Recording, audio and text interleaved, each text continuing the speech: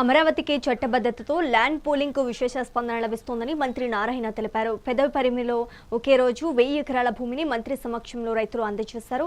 ఈ సందర్భంగా land pooling ద్వారా కలిగే ప్రయోజనాలను మంత్రి రైతులకు వివరించారు. ప్రాజెక్టుల వారీగా ల్యాండ్ పూలింగ్ చేపడుతున్నామని రైతుల సందేహాలను నివృత్తి చేశారు. భూని స్వారిస్త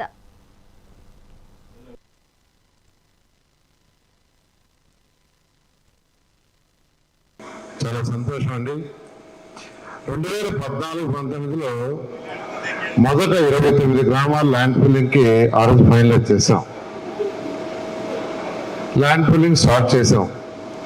ఆ తర్వాత ఈ పెద్దపరిమి నుంచి కొంతమంది రైతులు నా దగ్గరికి అనేక దఫాలు వచ్చారు. ముఖ్యమంత్రి గారి దగ్గర కూడా పోవడం జరిగింది. మా ల్యాండ్ కూడా తీసుకోమన్నారు.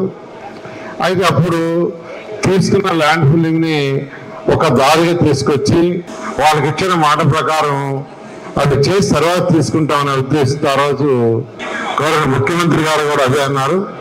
ఫస్ట్ ఏదైతే ల్యాండ్ పూలింగ్ తీసుకున్నారో దానికి ఏదైతే మాట ఇచ్చామో రైతు సోదరులకి అది కొంతవరకు చేసిన తర్వాత ఫర్దర్ గా పోతారు. ఇక్కడ ఎక్స్పాన్షన్ కూడా కాదండి, second land pooling, third land pooling కాదు.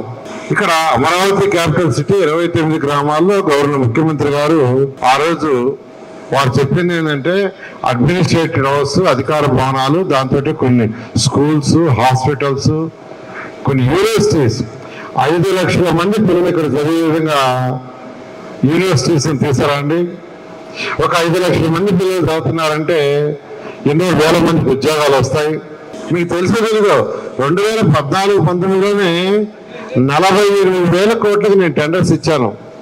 అయితే ఇచ్చిన టెండర్లను ఎప్పుడంటే 2017 చివరిలో 2018 అంటే టెండర్లు ఇచ్చిన తర్వాత వాళ్ళంతా లెవెల్స్ చేసుకొని ఇవన్నీ చేసుకునే లోపల మనకు ఎలక్షన్స్ వచ్చేసినాయి.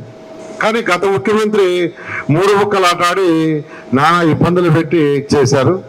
సరే ఏదైనా మన ప్రభుత్వం వచ్చిన తర్వాత వెంటనే రాజధాని టేకప్ చేస్తామని గవర్నర్ ముఖ్యమంత్రి గారు ఎలక్షన్ చెప్పడం, చెప్పిన ప్రకారం ఇన్స్ట్రక్షన్ ఇచ్చారు.